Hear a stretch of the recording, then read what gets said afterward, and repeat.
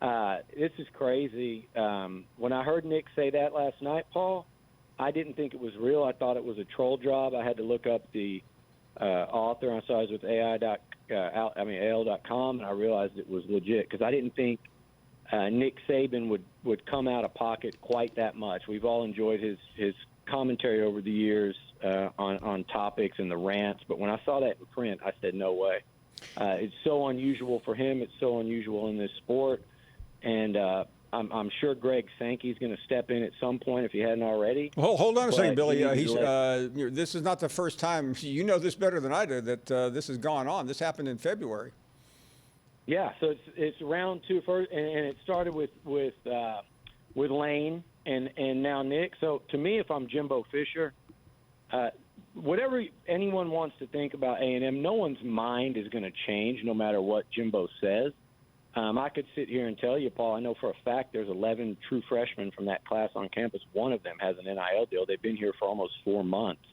But no one's going to change anyone's mind, whether it's me, you, Booger, Lane Kiffin, anybody. Everybody has their mind and their opinion on this. I get that.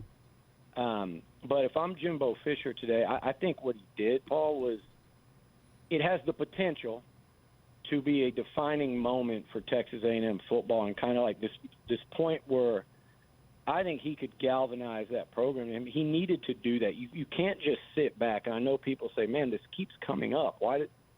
You can't sit back and let a head coach the stature of Nick Saban sit there in front of an audience on camera and say those kinds of things and go unchecked. And I think Jimbo went scorched earth today, and I think it was 1,000% warranted when you go back and think about what Nick Saban actually said and the words that came out of his mouth, which were shocking to me from a head coach that knows the number of coaches that have worked with him over the last 20 years that are scattered all over this country, the number of players that went to Alabama and transferred, the number of players that have been recruited by Alabama and didn't choose them. That was a moment, in my opinion. I know Nick Saban's always calculated. I know he always has an agenda, and it was probably to motivate and push the Alabama donors, ironically enough, to do exactly what he thinks A&M did with the mythical $30 million. But I think he made a mistake. I think it was a moment of weakness, and quite frankly, I think he looked like a sore loser, not just to A&M, but he lost to Kirby, and then he lost the recruiting battle, and he's not – I don't think he's handling it well, if I'm being honest. Well, that's what I want you to be. He told Chris Lowe today that he wasn't singling anyone out when he said what he did. I'm talking about Nick Saban. But I want to talk to you more about what Jimbo Fisher had to say. He didn't just crack pack.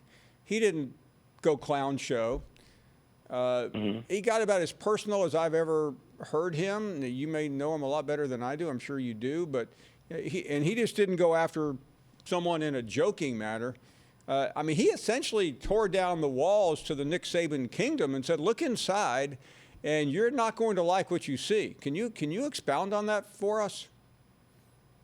Yeah, I think those two at one point, I could be wrong, but I think they were very close at one point. I think that relationship, I think this probably isn't the first. I know it's not the first. There was one a while back, but the shots and the comments and I just think that friendship, what was left of it, died today.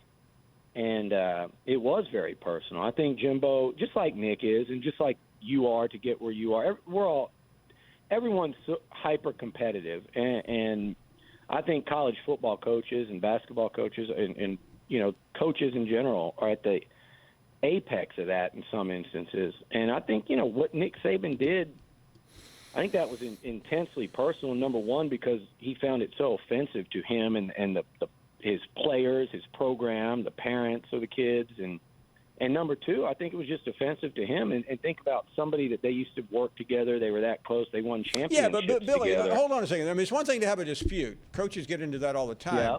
But let's talk about what Jimbo Fisher said.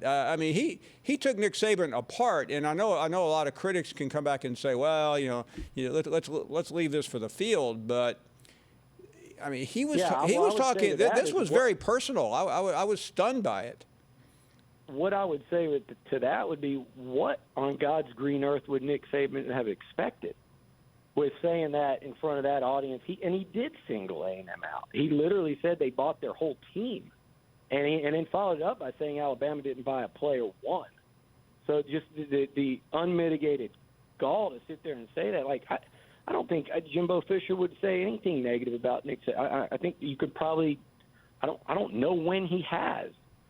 I think this has been a buildup, and I think you have a guy that both of them, and Nick more than anybody, but they've accomplished a ton in this sport.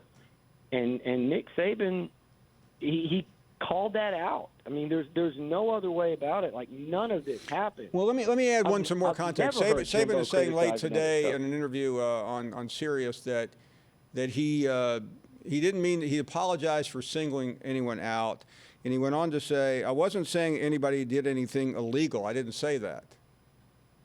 How would you respond to that? Well, I think here's what I would say: when you say they bought their whole team, and when you say they bought every member of a class, I know what I think. I think I know what he's saying, Paul. Right? Don't we think he's saying they got all these guys signed up to NIL deals and that's how they got them?